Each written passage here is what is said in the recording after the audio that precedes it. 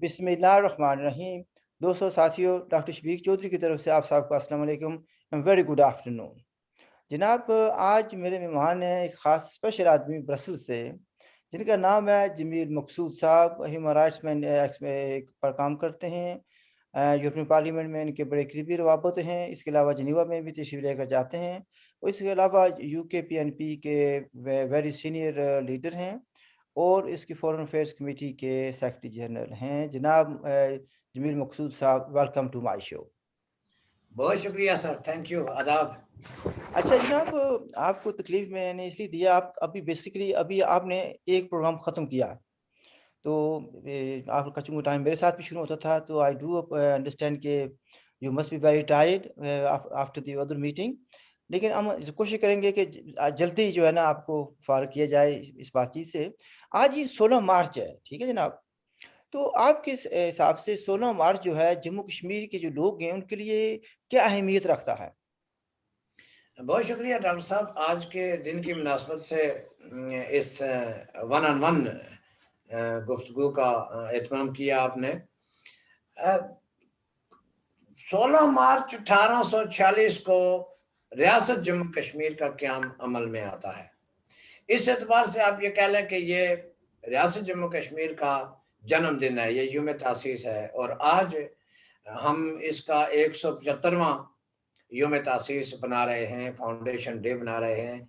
इसी दिन माहिदा अमृतसर के तहत महाराजा गुलाब सिंह ने रियासत जम्मू कश्मीर को एक कौमी रियासत के तौर पर कायम किया। दिलचस्प बात यह है कि हमारे बहुत सारे अहबाब तारीख को मसख करते हैं, ये नहीं मालूम कि इसमें उनकी अपनी कोई मर्जी और मंशा शामिल है या उनके जो मास्टर्स हैं वो ऐसा चाहते हैं, जो हम पर काबज बने बैठे हैं वो ऐसा चाहते हैं। बहरहाल कुछ ना कुछ तो ऐसा है कि आज बहुत सारी चीज़ें सामने होने के बावजूद रियासत जम्मू कश्मीर की जो 101 साल तारीख है, और बिलखसूस उसको जो उसकी जोग्राफियाई सरहदों का तयन करने वाले जो लोग हैं, उनकी इस काविश को, उनकी इस कोशिश को, उनकी इस जुर्रत, हिम्मत और बहादुरी पर मुश्तमिल इस कारनामे को खराज तहसीन पेश करने के बजाय उसको मलान किया जाता है, उसको मसख किया जा रहा है।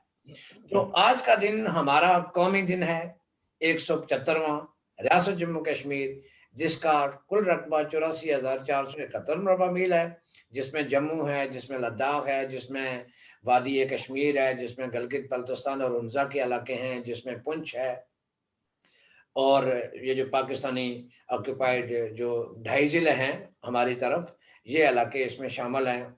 मजमूई तौर पर 5 रीजन्स इनको कहा जाता है, और जो रकबा है वो मैं पहले बयान कर चुका हूँ।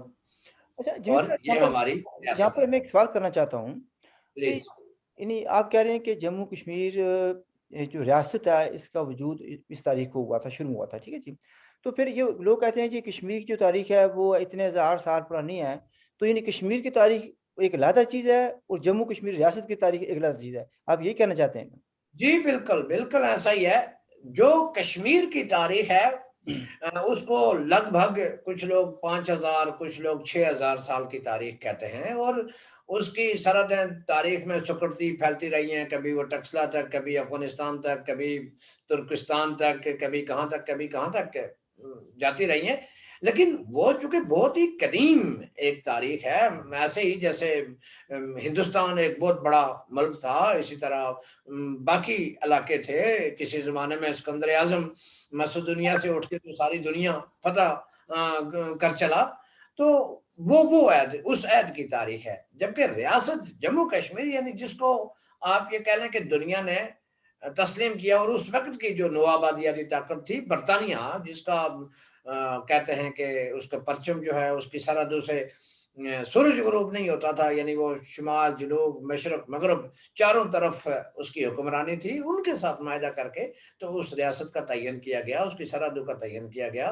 मैं फिर ये फॉर क्लैरिटी से क्योंकि आपने पहले लफ्ज़ कहा है कि कुछ लोग इसको तारीख को मसख करने की कोशिश करते हैं और आपने थोड़ा सा उनको मार्जिन दिया है कि हो सकता है उनकी समझ में कोई कमी हो या कोलैबोरेटर्स बनकर काम कर रहे हैं। यहाँ पर फिर वही बात आती है कि मसलन पाकिस्तान के कुछ लोग और जम्मू कश्मीर के कुछ लोग भी कहते हैं जब हमारा उस पर कब्जा था, यानी स्पेन में, भाई जी आपका जी कब्जा कब था? लेकिन दूसरे लफ्ज़ों में वो इस्लाम की तारीख को पाकिस्तान की तारीख बनाकर पेश करते हैं। पाकिस्तान की जो तारीख है वो शुरू होती है 1947 में, यानी 14 अगस्त 1947 के बाद शुरू होती है। इसी तरीके से जम्मू कश्मीर जो रियासत है इसकी तारीख जो शुरू होती है, जिसको हमें देखना है, वो ये देखना है कि 1846 के बाद देखना है हमने। एग्जैक्टली। तो फिर जो जानबूझकर ये लोग कर रहे हैं, बेसिकली आपको लोगों को कन्फ्यूज करने की कोशिश कर रहे हैं ना। देखें, कदीम ज़माने में जो बालादस्त तबकात होते थे या बालादस्त कुव्वतें होती थी या कॉलोनियल जो ताकत होती थी, वो डिवाइड एंड रूल की पॉलिसी इख्तियार करती थी। यानी लोगों को तकसीम करो और हुकूमत करो। तकसीम वो ज़ुबान की बुनियाद पर करते थे, मज़हब की बुनियाद पे करते थे, मसलक की बुनियाद पे करते थे, इलाके की बुनियाद पे करते थे, रंग नस्ल की बुनियाद पे करते थे। यानी जो चीज़ भी लोगों को डिवाइड कर सकने में उन नवाबादियाती ताकतों के मावन और मददगार हो सकती थी, वो उसको इस्तेमाल करते थे। जबकि आज का जो ज़माना है, अब ये करते हैं कन्फ्यूज़ एंड रूल, यानी लोगों को उलझाओ, उनमें उनके ज़हनों में अवाम पैदा करो। और इस सिलसिले में जो सबसे अहम किरदार अदा किया है, वो निसाब तालीम ने। मैं 3-4 दिन पहले मुझे किसी ने जमात सोम 3rd क्लास का भेजा, जो ज्योग्राफिया जिसको कहते हैं, माशरती उलूम, सोशल स्टडीज़। सोशल स्टडीज में अब वो ये लिखते हैं कि मंगला डैम कहाँ वाक़या है। मैं छोटी सी एक आपको एग्जांपल देता हूँ। वो कहते हैं मंगला डैम जेहलम में है। यानी 21वीं सदी में पाकिस्तानी बच्चों को और हमारे बच्चों को ये पढ़ाया जा रहा है कि मंगला डैम जो पाकिस्तान की मजमूई कौमी जो पैदावार है बिजली की, उसका 60-70% पूरा करता है, वो जेहलम में वाक़या है। तो इससे बड़ी बदयानती, अब जो बच्चा ये पढ़ के तो यूनिवर्सिटी में जाएगा तो उसको तो समझने में 10 साल और लगेंगे कि इतनी बड़ी बदयानती हमारे साथ, इतनी तारीखी बदयानती, दानिशवराना बदयानती, इतनी यानी जिसको कहते हैं ब्रेन वॉशिंग। तो अगर आज के जमाने में 2021 में हमारे बच्चों को ये पढ़ा रहे हैं कि मंगला डैम जेहलम में वाक़या है, तो फिर आज से 20 साल पहले, 30 साल पहले या 50 साल पहले जो पीओके है, पाकिस्तानी ऑक्युपाइड कश्मीर है, उसमें उन्होंने हमारी नस्लों के लिए क्या छोड़ा होगा, क्या विरसा छोड़ा होगा, क्या तारीख छोड़ी नहीं, होगी, मैं क्या? इसे आपकी बात को सपोर्ट करते हुए मैं कहूँगा कि लंदन में मेरी एक मुलाकात हो गई। जेलम का एक आदमी था, पाकिस्तानी, जी और पढ़ा लिखा आदमी था, यानी पाकिस्तान का वो ग्रेजुएट था। जी और उसे यानी मैं ना चाहते हुए बहस शुरू हो गई। वो बज़िद था कि यानी डैम जो है ना, मंगला डैम है, ये जेलम में वाक़या है। उसने कहा कि मैं पुराने जो है ना कागज़ात पेश कर सकता हूँ। जी जी वो मुझे कह रहा था कि आपका नॉलेज ठीक नहीं है। मंगला बिल्कुल डैम जो है ये जेलों में है। बिल्कुल। अच्छा, अब मसलन वो फिर जब मैंने देखा कि लड़ाई की सूरत बनती जा रही है, वहाँ पर और भी लोग थे, तो मैंने कहा भई, मेरे भाई आप जो मुनासिब समझते हैं उसको समझते रहें। लेकिन हक़ाइक़ हक़ाइक़ रहते हैं। वो आपके समझने ना समझने के मुताज नहीं होते। तो जी बेसिकली ये जो जिसका आपने कहा कि हमारा जो सिलेबस होता है, तो ये तो काबिल मुल्क तैयार करता है ना। बिल्कुल हमारे यहाँ ऐसा तो है। हमको तारीख पढ़ाई नहीं जाती। तो फिर बिल्कुल दूसरे लफ्ज़ों में कमिंग बैक टू जो हम अपनी जो है ना रियासत की तरफ, तो जो आपकी स्ट्रगल है, आपकी जमात की स्ट्रगल है, वो किस चीज़ के लिए है? यानी उस रियासत की बहाली और उसकी आज़ादी के लिए, उसकी वहादत के लिए, जो कि तक़सीम हिंद के मौके पर यानी 15 अगस्त 1947 को मौजूद थी। यही बात है ना? जी बिल्कुल एग्जैक्टली। बिल्कुल, देखें डॉक्टर साहब, आज का जो फिनोमेना है, जिस जिस ऐड में आप और मैं गुफ्तगू कर रहे हैं, इसमें तो और बहुत सारे, इसमें पाकिस्तान की तरफ से जो प्रॉक्सी मूवमेंट बिलखुसूस जो दरपर्दा जंगों का एक तसलसल था, 47 से लेके 65 और अज़ामाबाद, वो लड़ी जा रही है। अब दहशतगर्दी एक नए शेप में, एक नए रूप में हमारे इलाके में दाखिल कर दी गई है। तो हमारी जो स्ट्रगल है वो मल्टीपल है, वो मल्टी डायमेंशनल है।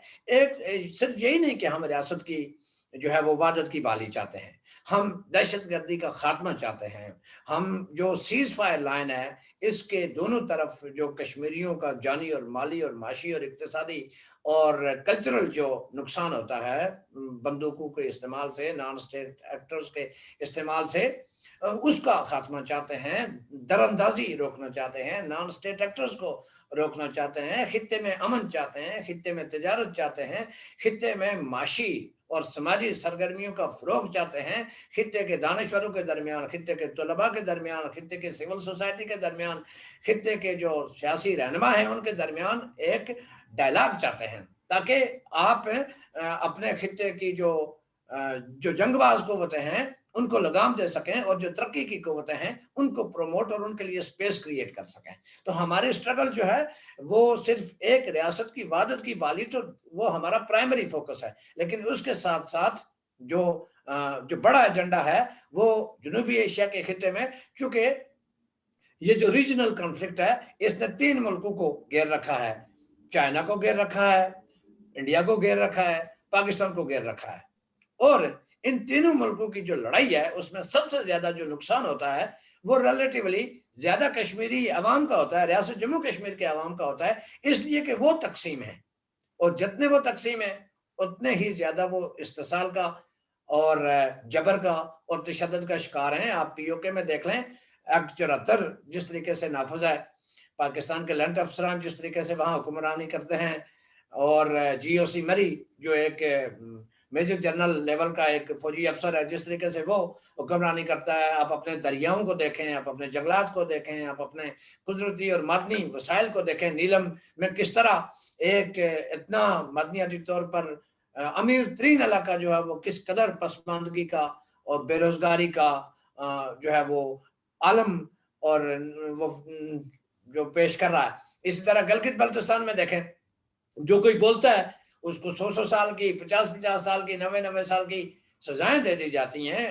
کل بابا جان اور ان کے 12-15 ساتھی گلگت جیل میں قید تھے، آج ہمارے راجہ تنویر صاحب جو ہیں اور ان کے ساتھی راجہ سفیر ڈڈیال جیل میں ایک ایسے مقدمے میں گرفتار ہیں کہ جو کلیئرلی انڈیکیٹ کرتا ہے کہ اس مقدمے میں مقدمہ بنتا ہی نہیں ہے، چونکہ جو پینل کوڈ ہے وہ یہ کہتا ہے کہ آزاد کشمیر کا اور پاکستان کا جو فلیگ ہے وہ کسی سرکاری عمارت، کسی سرکاری جگہ یا سرکاری گاڑی، اس سے اگر آپ اتاریں ود میلیشس انٹینشن تو آپ کو 2 سال قید یا جرمانہ، وہ اس کی آپ کو سزا ہو سکتی ہے۔ جبکہ جو چوک ہے وہ تو گورنمنٹ کا چوک نہیں ہے، نہ کوئی گورنمنٹ کی پراپرٹی ہے، ٹھیک ہے، اور ایسی جگہ سے ایک فلیگ کو اتارنا، پاکستانی جھنڈے کو اتارنے کہ، اور وہ جس طریقے سے پھر ان کو پہلے ان کے مقدمے کو سنا گیا، پھر اس کو ریفیوز کیا گیا، پھر سنا گیا، پھر ریفیوز کیا گیا،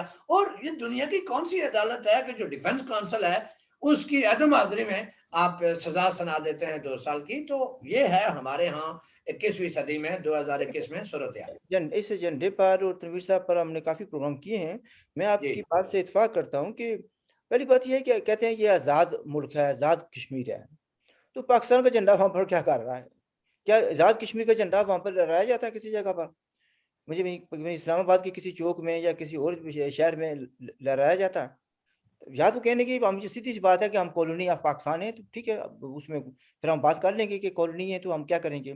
تو آپ یہ جو پہلے بات کر رہے تھے اس سے مطلب یہ نکلتا ہے کہ وہی جو نیشنلسٹ جموں کشمیر کے لوگ ہیں، ملٹی اسٹریٹجی اپنانی پڑے گی، کیونکہ یہ نہیں کہ ٹیررزم ایک نئے روپ میں آئی ہے، جو پروکسی وار ہے اس کی بھی اسٹریٹجی بدل گئی ہے، وہ طریقہ کار بدل دیا گیا ہے۔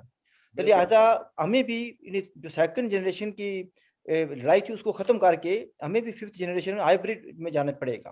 لیکن ہمارے کچھ لوگ کہتے ہیں جی اگر آپ محب وطن ہیں تو بندوق لے کر آئیں، ٹھیک ہے جی، وچ از سیکنڈ جنریشن وار، ٹھیک ہے۔ تو ہمیں بھی اپنی سوچ میں تبدیلی لگانی ہے۔ میں آج بھی میں دیکھ رہا تھا کہ ایک آدمی کہہ رہا، مثلا کچھ لوگ کہتے ہیں جی آج یوم غلامی ہے، یہ کہ نئے انداز میں غلامی آئی تھی، تو یہ کون لوگ ہیں؟ کیا یہ محب وطن لوگ ہیں؟ بلکہ ایک 2 چیزوں کو آپ سوالتے ہیں، ایک یہ کہ جو کہتے ہیں کہ یہ نئے انداز میں غلامی آئی تھی، اور کچھ یہ کہتے ہیں جی بھی آپ جموں کشمیر نہ بولا کریں، کشمیر بولا کریں۔ ان دونوں دیکھیں بات یہ ہے کہ اگر ایک طرف آپ اور میں تاریخ کا جو نظریہ ہے، تاریخ کی جو داریں ہیں، تاریخ کی جو الجھی ہوئی ڈوریں ہیں ان کو سلجھانے کی کوشش میں مصروف عمل ہیں، تو آپ کیا سمجھتے ہیں کہ دوسری طرف جو ہے وہ خاموش تو نہیں بیٹھیں گے نا؟ ان کا کام ہے ہماری تاریخ کو الجھانا۔ دیکھنا یہ ہے کہ 1846 سے پہلے کشمیر، چلو آپ کشمیر ہی لے لیں، اس کی سیاسی، معاشی اور آئینی اور قانونی صورتحال کیا تھی، جموں کی کیا تھی، وہاں سے سٹارٹ کر لیں۔ تو 1846 سے پہلے یا 16 مارچ سے پہلے تو وادی کشمیر جو ہے وہ پنجاب جو خالصہ دربار تھا اس کی ایک شاخ تھی، اس کی غلام تھی، اس کے ماتحت تھی۔ وہ کون سی کوئی آزاد اور خود مختار تھی جس پر مہاراجا گلاب سنگھ نے 16 مارچ کو قبضہ کر لیا تھا یا کوئی فوج بھیج کر اس پر قبضہ کیا تھا؟ وہ تو حتیٰ کہ یہاں تک بات ہے کہ جس وقت سکھ کنگڈم کو شکست ہو گئی انگریزوں کے ہاتھوں، تو مہاراجا رنجیت سنگھ کا بھیجا ہوا گورنر جو تھا وہ تھا سری نگر میں، تو سری نگر کے لوگوں نے کہا نہیں ہمیں تو وہی قبول ہے بھائی، وہ تو چھوڑنے کے لیے تیار نہیں تھا۔ لیکن وہ پھر بعد میں انہوں نے انگریز فوج کی مدد سے پھر ان کو وہاں سے باہر نکالا، اور پھر یہ پوری ایک جو سرحد ہیں ان میں بہت سارے علاقے جس میں یہ ہزارہ اور اپٹاوان کے علاقے بھی شامل تھے، لیکن پھر مہاراجا گلاب سنگھ نے باقاعدہ ڈیمارک کیا ان سرحدوں کو کہ نہیں، ہم یہ جو دریا ہیں چناب اور ان کے یہ جو ہماری پوری باؤنڈری آپ دیکھیں، شمال، جنوب، مشرق، مغرب، وہ دریاؤں نے پاکستان یعنی جو اس وقت کا ہندوستان تھا اس سے الگ کر رکھی ہے۔ تو انہوں نے یہ علاقے نہیں لیے کہ چونکہ یہ دریاؤں کے دوسری طرف تھے۔ تو یہ بھی پورا ایک پروسیس تھا، اور پھر 1846 تو ریاست قائم ہو گئی۔ لیکن جو لوگ آج بھی وہ کچھ پروپیگنڈا کرتے ہیں کہ وہ بڑا ظالم تھا، بڑا کرول تھا، اور بڑے اس کے، تو بات یہ ہے کہ آج بھی یعنی 21ویں صدی میں جبکہ ہم 175واں یوم تاسیس بنا رہے ہیں، آر پی سی رمبیر پینل کوڈ آج بھی جموں کشمیر کے دوسرے حصے میں موجود ہے۔ اور ظفر آباد کی جو ہماری لولی لنگڑی چھوٹی سی انتظامیہ ہے پاکستانی مقبوضہ کشمیر کی، یہاں بھی بہت سارے قوانین جو ہے وہ وہیں سے لیے گئے ہیں، رمبیر پینل کوڈ کی وہ کاپی پیسٹ ہے۔ اچھا، میں یہاں پر ایک تھوڑی سی بات وضاحت کے لیے نا، کوئی بات یہ کہ مہاراجا ظالم تھا، تو اس وقت مجھے بتائیں کہ یعنی عمر بن خطاب کا رول کس جگہ تھا؟ یعنی وہاں پر جو دوسرے مہاراجے تھے یا حکومتیں تھیں، کیا ان سے زیادہ یہ ظالم تھا؟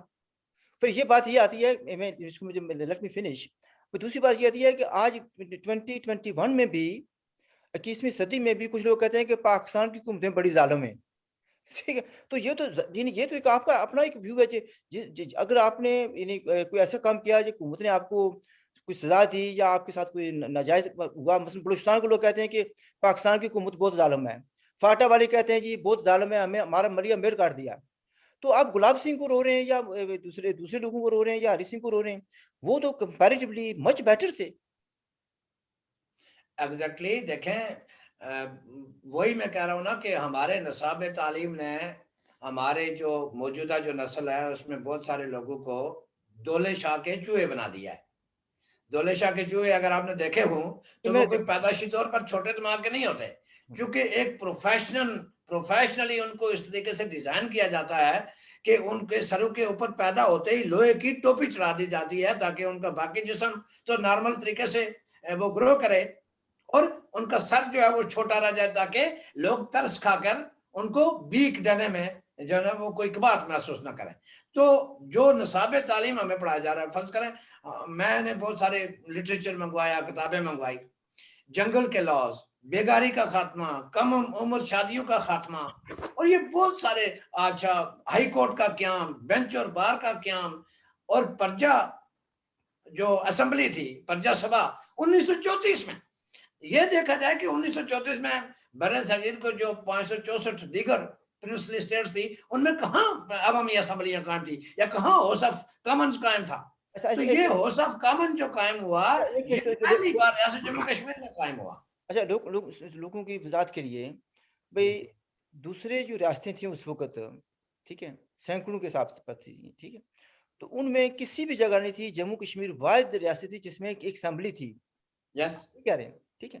اب مسئلہ یہ کہنے کا ہے کہ چونکہ مسئلہ یہ بن گیا، اگر اس کا نام گلاب سنگھ کی بجائے گلاب دین ہوتا تو پھر شاید ہماری تاریخ کچھ اور طرح کو بیان کی جاتی.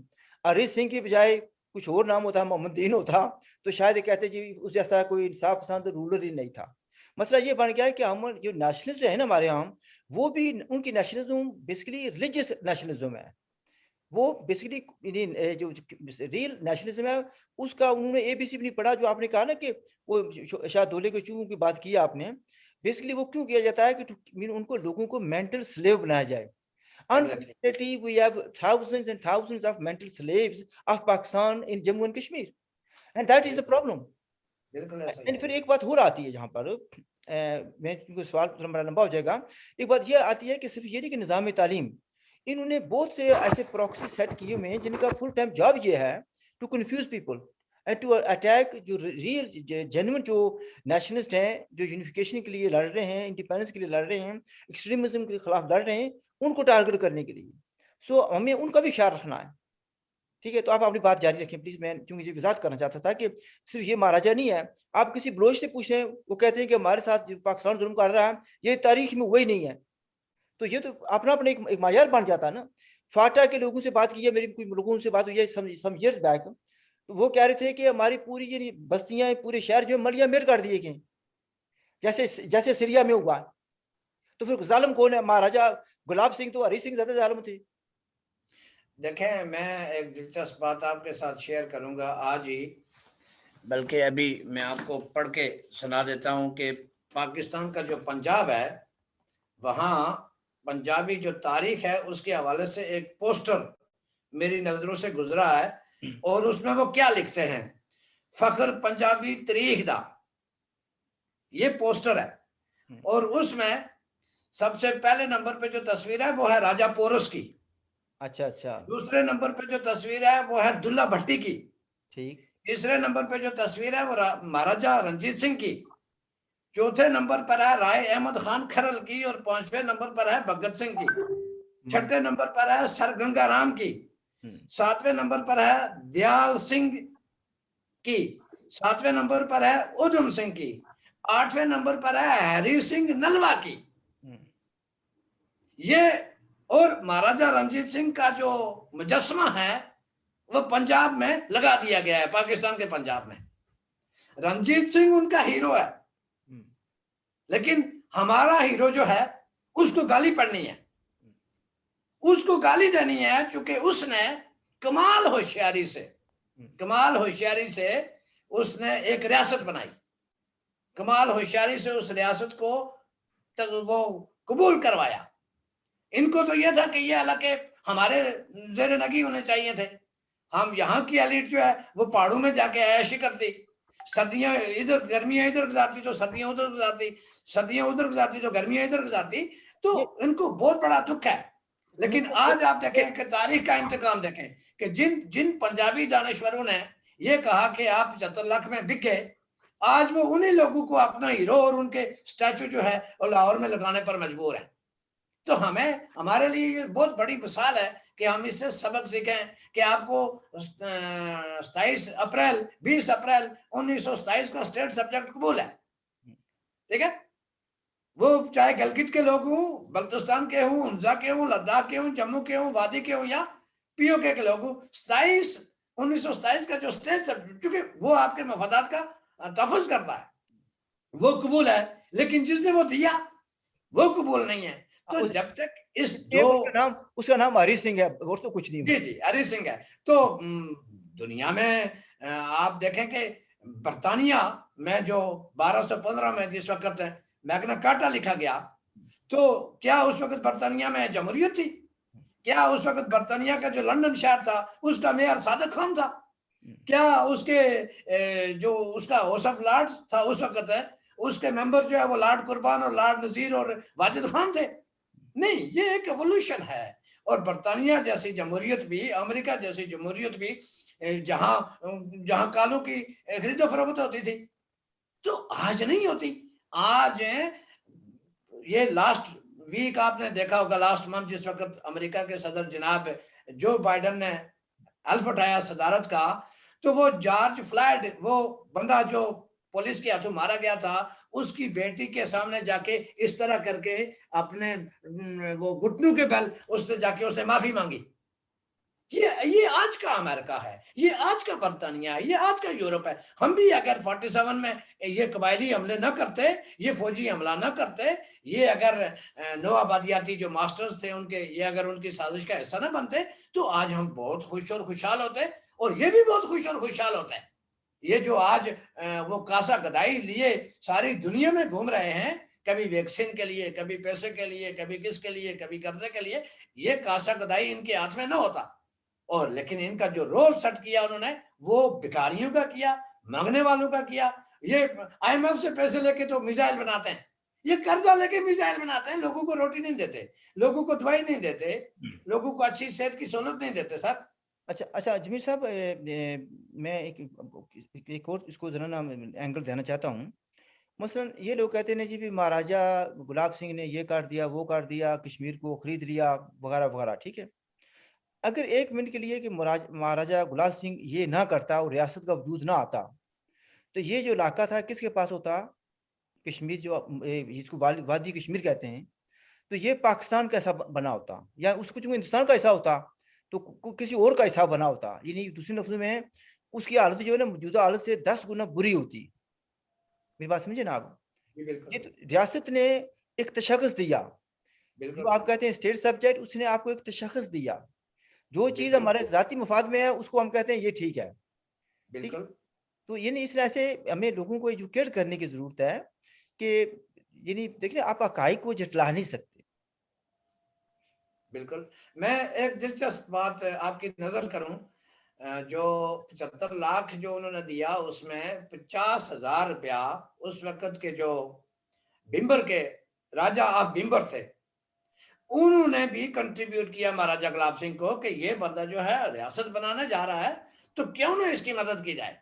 जो उस वक्त अमीर लोग थे मुसलमानों में भी इन इलाकों के, उन्होंने भी अपनी जेब से ये कंट्रीब्यूट किया है। ये कोई सारे का सारा उन्होंने गुलाब सिंह साहब ने अपनी जेब से नहीं दिया, बल्कि और बहुत सारे लोगों का कंट्रीब्यूशन है। मुझे जो जो पता चला, वो पता चला 2009 में या 10 में गालिबन बरतानिया से ही हमारे मारूफ पहाड़ी जो लिखारी हैं जनाब अली अदालत साहब जिस वक्त ब्रसल तशरीफ लाए, तो उन्होंने ये वाकया मुझसे बयान किया। ये जो फार्मर प्रेसिडेंट थे बिम्बर से, राजा जुल्करनैन हैदर साहब, शायद उनके आबो अजदाद में से थे वो, ठीक है। तो मैंने बड़ी उनको रिक्वेस्ट की, मैंने कहा सर ये बात आप मुझसे तो बयान कर रहे हैं, मैं तो विटनेस हूँ, मैं तो जगह जगह इस बात को प्रोपेगेट करूंगा, आपका नाम भी लूंगा रेफरेंस के तौर पे, तो बराए मेहरबानी इसको कहीं डॉक्यूमेंट की शक्ल में आप लाएं, सामने लिखें, ताकि हमारे लोगों को ये पता चले कि इस रियासत को कायम करने में किन लोगों का कैसा कैसा कंट्रीब्यूशन शामिल है। लेकिन जो अच्छा जो अलमिया है, वो हमारी तारीख की किताबों पर आपने खुद देखा कि उन पर पाबंदी लगा चुका है पाकिस्तान, ठीक है। आपकी किताबें हैं और हमारे जो मकामी लिखारी हैं, उनकी सारी किताबें जो मकामी मसाइल पर थी, मकामी इश्यूज पर थी, मकामी जो प्रॉब्लम्स हैं उन पर थी, उनको वो उठा ले गए। सईद असद साहब की किताबें थी, हमारे दोस्त हैं बेल्जियम में नकी यशूफ साहब की एक ही किताब है उस पर, और बहुत सारे चीजें हैं। तो लिहाजा जब आप मकामी किताब जब आप अफोर्ड नहीं करते कि मकामी तारीख के ऊपर, सियासत के ऊपर, अदब शायरी के ऊपर, मौसीकी के ऊपर किताब अवेलेबल हो, इसका मतलब यह है कि आपको कंप्लीटली कंप्लीटली एक डिस्टॉर्टेड जनरेशन आपने क्रिएट करनी है। वो जो आपका नैरेटिव लेके चले, वो सही है, वो गलत है, वो जैसा तैसा भी है, बस वो दायरे आपने जो खींच दिए हैं, उन दायरों से बाहर निकलने की कोशिश कोई ना करे, जिसमें सबसे ज्यादा अहम किरदार किताब प्ले करती है, लिटरेचर प्ले करता है, अदब प्ले करता है, मौसीकी प्ले करती है। आप देखें हमारे यहाँ कुछ मकामी पहाड़ी शायर हैं, उनकी उन्होंने अपनी मदद आपके तहत किताबें छापी हैं। हमारे यहाँ कोई सिनेमा नहीं है, हमारे यहाँ कोई टीवी स्टेशन नहीं है, हमारे यहाँ छोटे छोटे अखबार हैं, और उनको भी वो भी इस हद तक मजबूर हैं कि वो आपकी और मेरी खबर अगर कहीं लगा लें तो उनको ये धमकी दी जाती है कि क्यों ना आपका डिक्लेरेशन जो है वो कैंसिल कर दिया जाए, क्योंकि हमारे अखबार का जो डिक्लेरेशन है वो वजारत उम्र कश्मीर या कश्मीर काउंसिल जारी करती है। तो लिहाजा रेडियो, एफएम रेडियोज हैं, उन सब के जो लाइसेंसेज हैं वो पाकिस्तानियों के नाम पर है। वो हमारे किसी मकामी बंदे के नाम पर नहीं है।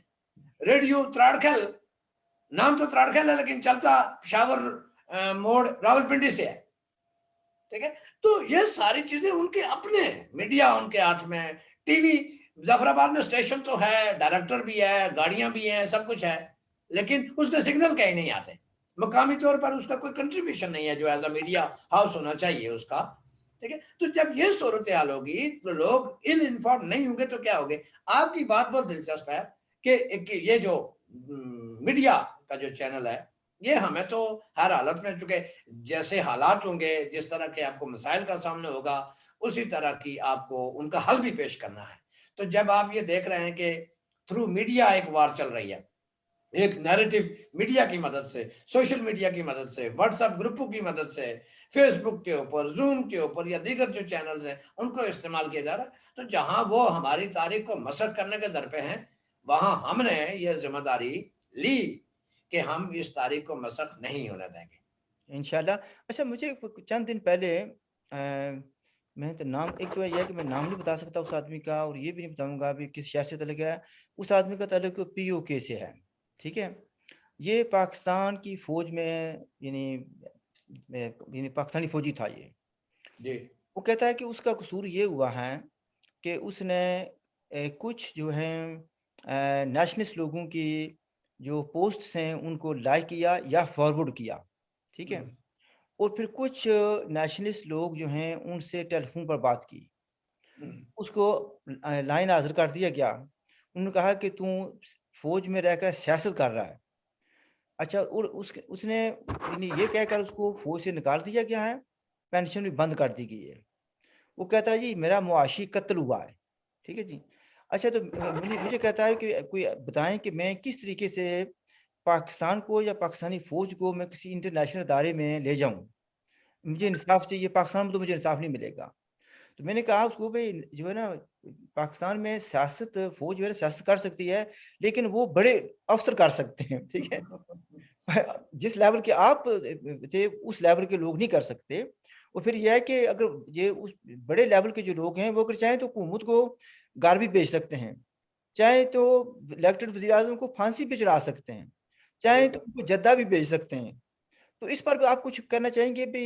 ये हमारे, क्योंकि हमारे यहाँ दिया मुआश लोगों का यही है, ये फौज में दाखिल चले जाएं या किसी और छोटे मोटे काम में कर लें, खेती बाड़ी कर लें, या बेचारे बैरून मुल्क चले जाएं। तो आप इसके लिए क्या मशवरा देंगे? मैं इस वाक़े से बिल्कुल वाकिफ़ हूँ और मुझे ये भी पता है कि वो बंदा कहाँ से है, किस ज़िले से है, ठीक है? मैं ये काफ़ी 5-6 महीने पुरानी बात है, पिछले साल के मिड की बात है। तो देखिए बात ये है कि एक बंदे को सोशल मीडिया पे जो उसका नहीं था शायद मैंडेट है, तो इंसाफ़ के उसूल के लिए तो आपको पता है जो लड़ाई लड़ने के जो फ़ोरम्स हैं, उसको अगर नहीं है, तो वो हाई कोर्ट में जाके पिटीशन करे, ठीक है? सबसे पहले।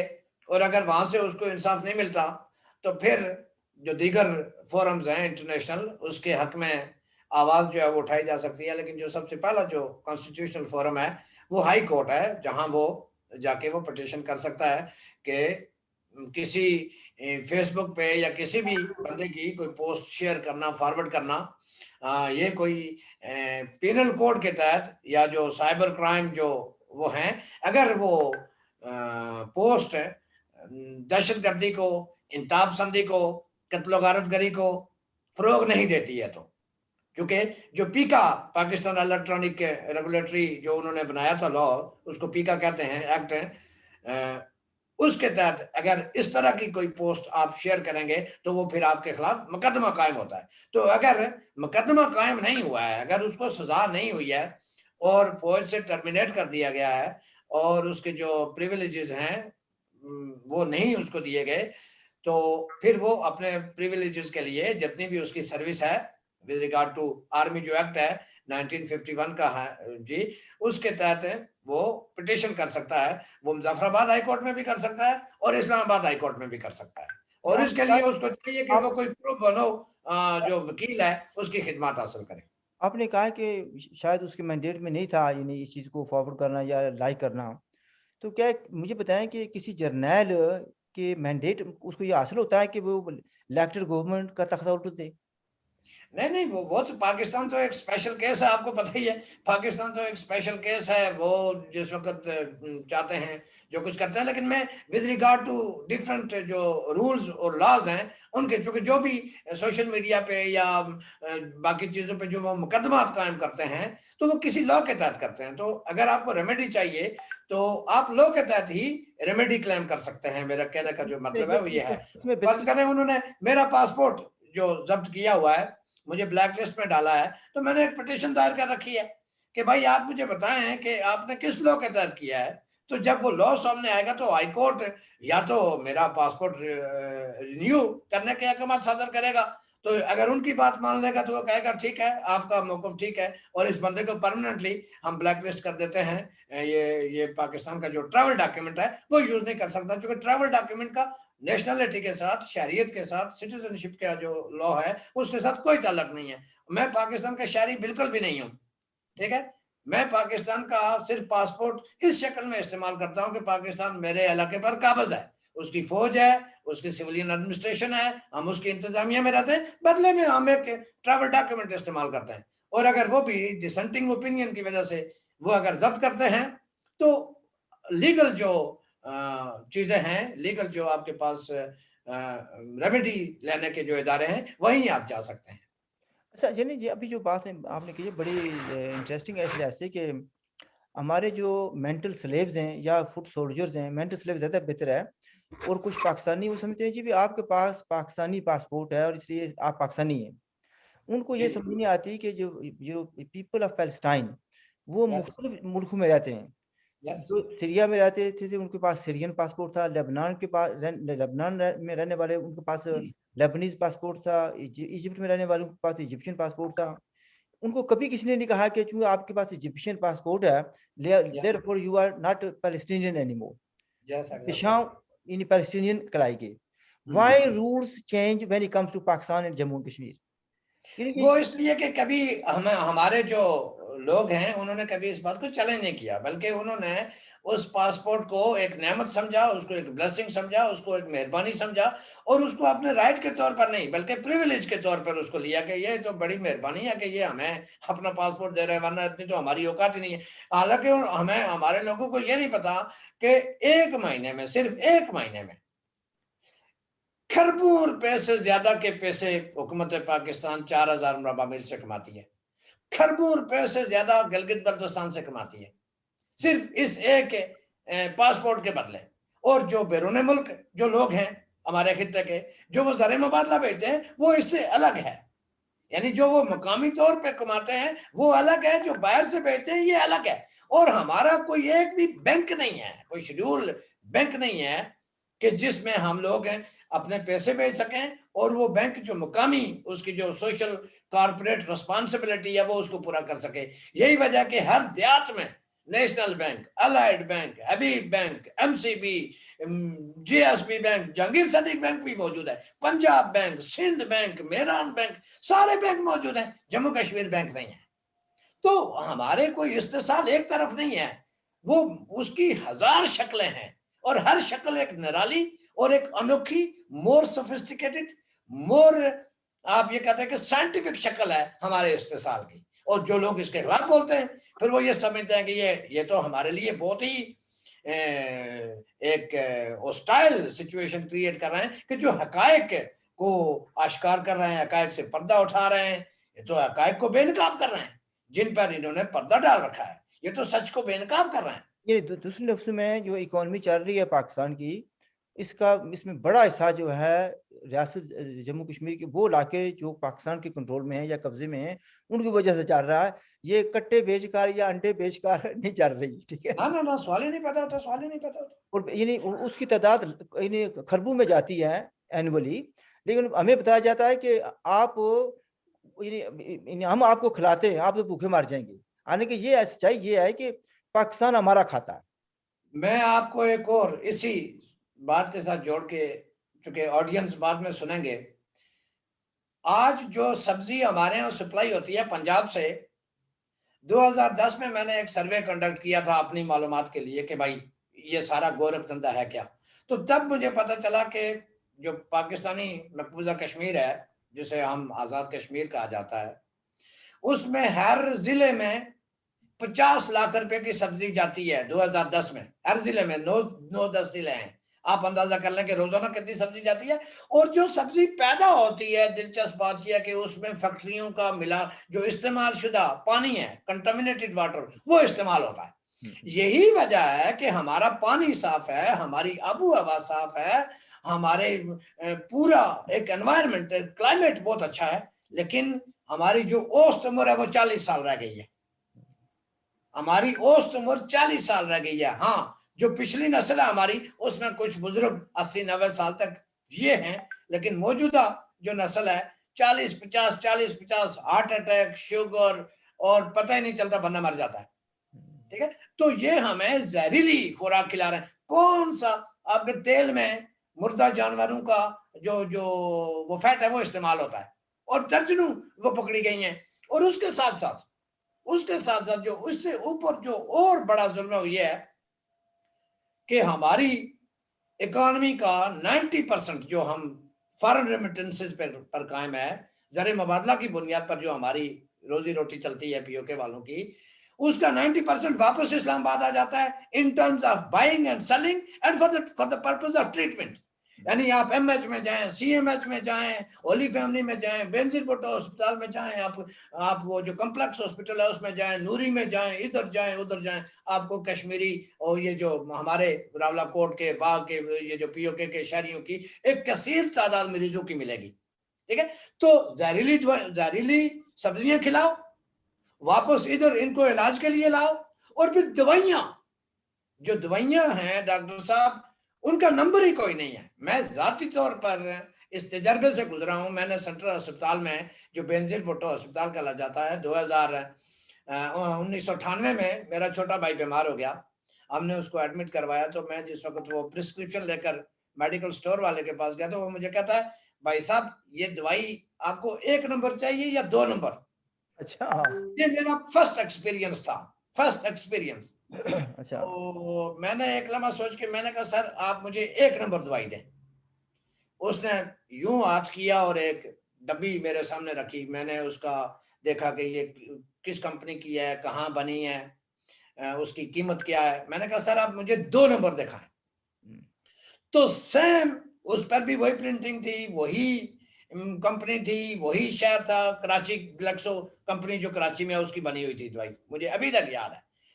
تو میں نے کہا سر آپ مجھے یہ بات بتائیں کہ اس دوائی کی قیمت ہے 500 روپیہ، اس کی قیمت ہے 250 روپیہ، اب دیکھنے والا یہ کیسے کمپیئر کرے گا کہ اس میں اصلی کون سی ہے نکلی کون سی ہے؟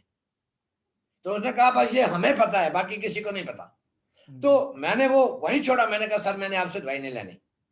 تو میں ڈی واٹسن پہ گیا، اور ڈی واٹسن پہ جا کے راولپنڈی صدر میں نے ان کو یہ واقعہ سنایا، تو وہ کہنے لگے کہ ہمارے پاس ریلیٹیولی مہنگی دوائیاں ہیں لیکن ہم امپورٹڈ دوائیاں استعمال کرتے ہیں، اور آپ کو یہاں اگر یقین ہوگا تو 1 نمبر ہے، نہیں ہوگا تو ہم کچھ نہیں کر سکتے۔ تو بہرحال دوائی یہ ہے، وہ 500-700 روپے کی انہوں نے اس وقت کوئی دوائی دی اور وہ میں لے کے چلا گیا۔ یہ واقعہ میرے سینے میں کھنجر کی طرح پابست ہے کہ وہ تو بندہ تھا پلندری کا، تو اس نے مجھ سے پوچھ لیا، مجھے پوچھتا آپ کہاں سے ہیں؟ تو میں نے کہا راولہ کوٹ سے ہوں۔ کہتا ہے اس لیے میں آپ کو یہ بتا رہا ہوں، ٹھیک ہے۔ اور آج بھی ان کے میڈیکل سٹور، وہاں 15-20 میڈیکل سٹوروں کے وہ مالک ہیں۔ ایسے چلتا ہے، کوئی ڈرگ ریگولیٹری اتھارٹی نہیں ہے۔ آپ جتنی فوڈ پروڈکٹس ہیں ان میں ملاوٹ ہے، اور وہ ساری ملاوٹ ہم لوگوں کو تو یہ زہر سپلائی کر رہے ہیں۔ ہمیں یہ کیا کھلا رہے ہیں؟ ہمیں یہ زہر کھلا رہے ہیں۔ جی میرے مقصود صاحب جس میں پروگرام کے اینڈ کی طرف میں جا رہا ہوں، میں چاہوں گا کہ آپ آپ نے چونکہ ذرا ہم نے ٹاپک سے تھوڑی سی آرٹیکل بھی بات کی ہے، اور لیکن معلومات لوگوں کو پہنچانے کے لیے باتیں کی ہیں ہم نے، تاکہ ان جی کو پتہ چلے لوگوں کو کہ ان کے ساتھ کیا ہو رہا ہے۔ صرف یہ نہیں کہ تاریخ کے لحاظ سے یا کتابوں کے حوالے سے یا کلچر کے حوالے سے آپ نے میڈیکل جو ایشوز ہیں وہ بھی لے آئے آپ نے، تو بہرحال یہ کافی اس لحاظ سے معلوماتی چیزیں ہیں۔ لیکن ٹورڈز دی اینڈ مجھے بتائیں کہ بھئی جو آج کا دن ہے اس کی مناسبت سے آپ کوئی آخری پیغام دینا چاہیں اپنے ممبران کو، یا جو ہمارے نیشنلسٹ ہیں یا بحیثیت سٹیزن آف جموں کشمیر، ان کے لیے کچھ لاسٹ؟ دیکھیں، سب سے پہلے تو ہمیں اپنی تاریخ کا مطالعہ کرنا چاہیے۔ پوری دنیا کی تاریخ کا مطالعہ کرنا چاہیے اور اس کو ان بائس طریقے سے اس کو دیکھنا چاہیے. آپ تاریخ کو اگر متعصب یا تعصب کی اینک لگا کر پڑھیں گے تو وہ پھر وہی کچھ ہوگا جو بالادست اور آپ کے جو قابض قوت ہے وہ چاہتی ہیں.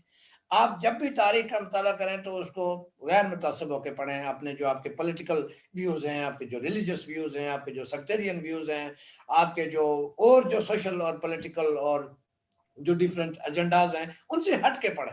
پھر آپ کو اندازہ ہوگا کہ پاکستان کیسے بن گیا, ہندوستان کیسے بن گیا, یا دنیا میں آج 200 کے قریب ملک ہیں تو یہ کیسے بنے.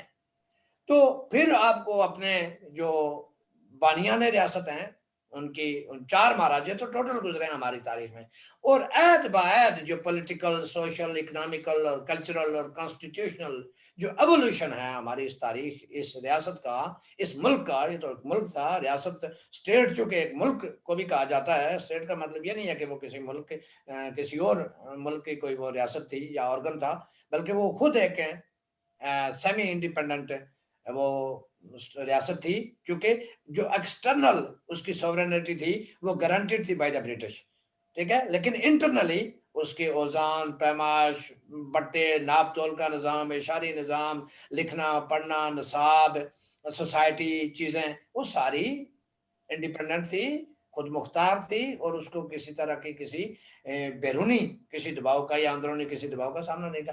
جب آپ تاریخ پڑھیں گے تو لازمی طور پر آپ کے جو سیاسی نظریات ہیں وہ درست ہو جائیں گے. اور ہم نے دیکھا ہے یہ گزشتہ 5-10 سالوں میں سینکڑوں لوگ تھے جو گالیاں دیتے تھے, جو برا بھلا کہتے تھے, جو نہیں مانتے تھے, وہ رفتہ رفتہ پڑھتے پڑھتے پڑھتے وہ اس نتیجے پر پہنچے کہ بالآخر وہ یہ بات ماننے پر مجبور ہو گئے کہ 16 مارچ 1846 کو اگر Maharaja Gulab Singh, the great ruler, the great founder of the state of Jammu and Kashmir, اگر اس وقت اس ریاست کو قائم نہ کرتے تو آج آپ کا کہیں کوئی وجود نہ ہوتا, آج کہیں آپ درجہ اول کے شہری نہ ہوتے, آج کہیں آپ کی کوئی شناخت نہ ہوتی, آج کہیں آپ کی کوئی بات ہی نہ ہوتی, بلکہ آج بہت ساری دیگر ریاستوں کی طرح, بہت سارے دیگر لوگوں کی طرح آپ کہیں تحلیل ہو چکے ہوتے. آج بڑے فخر سے آپ کہتے ہیں ہم ریاست جموں کشمیر کے شہری ہیں, ہمارے پاس اسٹیٹ سبجیکٹ ہے, ہم درجہ اول ہیں, ہم کوئی سیکنڈ کلاس یا تھرڈ کلاس یا کوئی شیڈول کاسٹ نہیں ہے.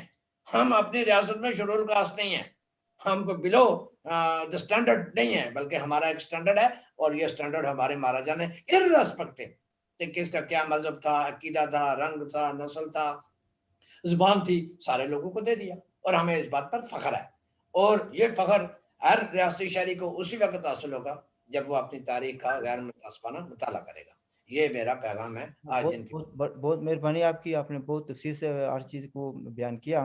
ناظرین, آپ نے باتیں سنی اور آپ کو یہ ضرور پتہ چل گیا ہوگا کہ ہماری جو تاریخ شروع ہوتی ہے وہ 1846 سے شروع ہوتی ہے, یعنی ریاست جموں کشمیر کی. ٹھیک ہے جی, کشمیر کی اس سے ایسے اپنی, یعنی وادی کشمیر کی اپنی تاریخ ہے, ہر علاقے کی اپنی تاریخ ہے, لیکن ریاست جموں کشمیر کی تاریخ جو ہے نا وہ 1846 معاہدہ امرتسر کے بعد شروع ہوتی ہے.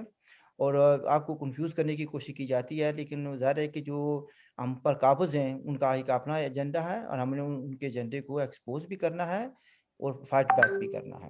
اور پھر ساتھ یہ بھی ہے کہ آپ یہ دیکھیں کہ ہماری جو اسٹرگل ہے وہ ویری کلیئرلی, ہماری اسٹرگل جو ہے it is for the unification and independence of the state which existed at the time of partition of India, یعنی 15 اگست 1947 کو. اور اس کے ساتھ ہم چاہتے ہیں کہ اس میں ایک liberal, democratic and secular society ہو. جو یہ اسٹیٹ ہے جموں کشمیر, یہ ہم سب کی ہے. مذہب انسان کا اپنا ذاتی مسئلہ ہے.